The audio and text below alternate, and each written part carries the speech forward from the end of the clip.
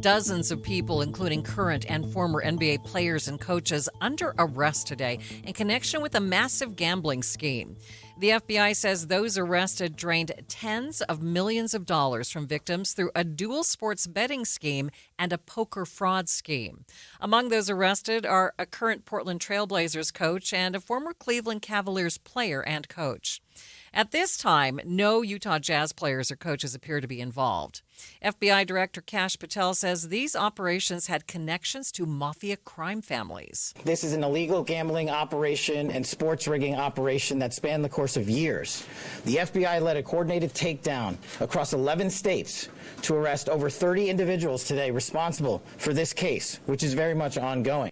Not only did we crack into the fraud that these perpetrators committed on the grand stage of the NBA, but we also entered and executed a system of justice against La Cosa Nostra to include the Bonanno, Gambino, Genovese, and Lucchese crime families.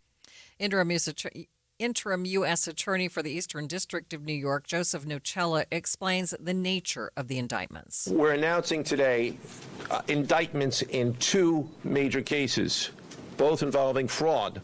One involves sports betting, and the other involves illegal gambling, very specifically rigged poker games. We are going to cover both the legal angles to this situation, plus reaction from the sports community. We begin with the legal angle and are joined by Inside Sources co-host and KSL legal analyst Greg Skordas. And Greg, what do you make of these charges?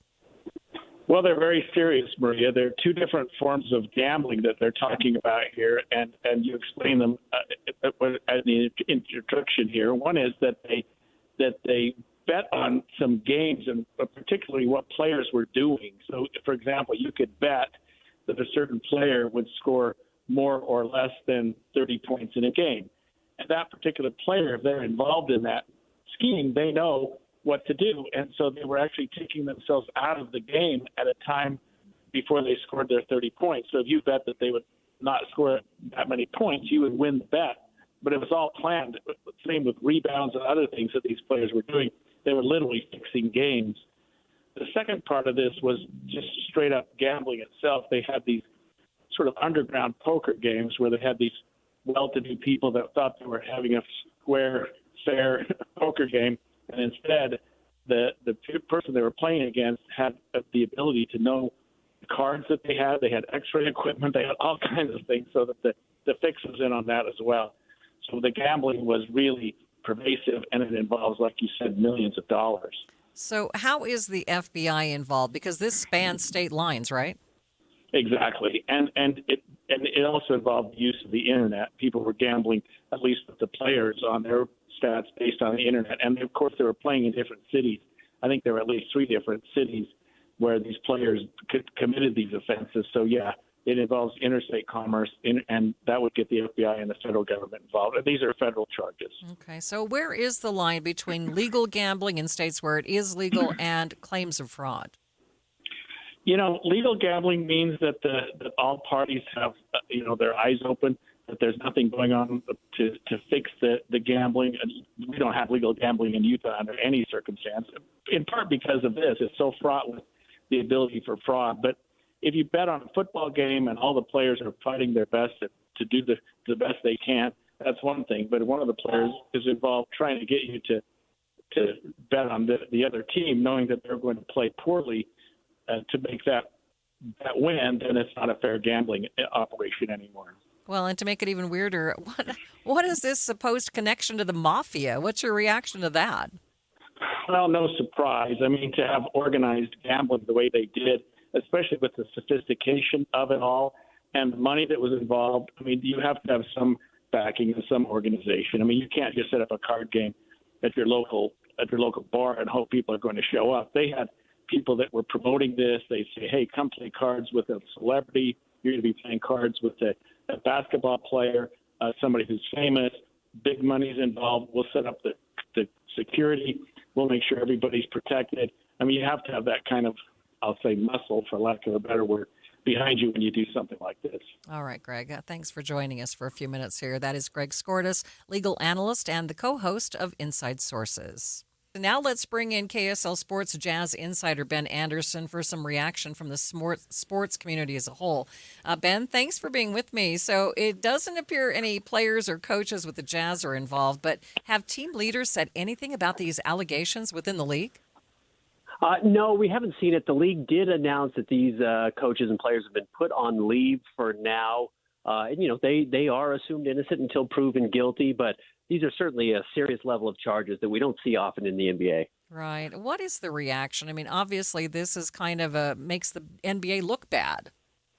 Well, Terry Rozier has been under investigation, had been mentioned with gambling for a while now, and we've seen a couple of players pop up with allegations like this in the last year or so.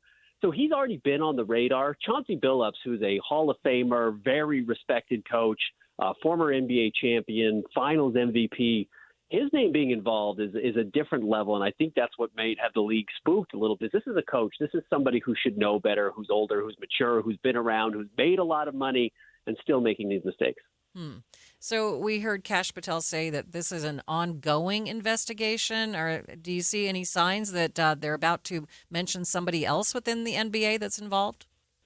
You certainly could. They were leaning on a former player who's been banned by the league, Jonte Porter, to see if he could unveil more information. Former NBA All-Star Gilbert Arenas was arrested several months ago for his involvement in also a poker game that was being hosted at his house illegally. He said he would snitch, his words, on anybody to make sure he stayed out of jail. So this could certainly grow. So has NBA leadership made any comments at all? No, just that the players and coaches have been put on leave, and that's where they're going to leave it for now. Okay. And any idea how long they're going to stay that way? I mean, as this unravels, does it sound like some of these people could actually lose their jobs before they are proven guilty? Yes, I won't be surprised if the Portland Trail Blazers decide to let go of Chauncey Billups as their head coach, even though they did just give him a contract extension this offseason. And Terry Rozier, in all practicality, his career is likely over. So, Ben, what do you think? How do you think this impacts, fans? I mean, these guys make millions of dollars. So what do you think that says to fans?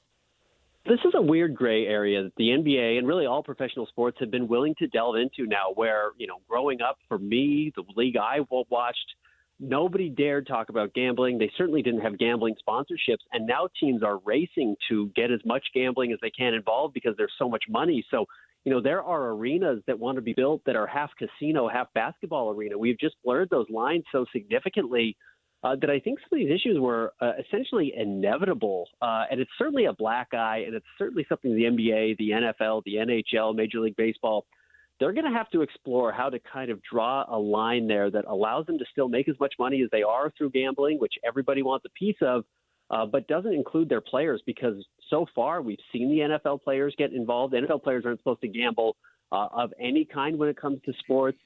Major League Baseball players been banned for apparently throwing bad pitches, and now several NBA players. All right. Thank you so much for being with me. That is Ben Anderson. He's a KSL Sports Jazz insider.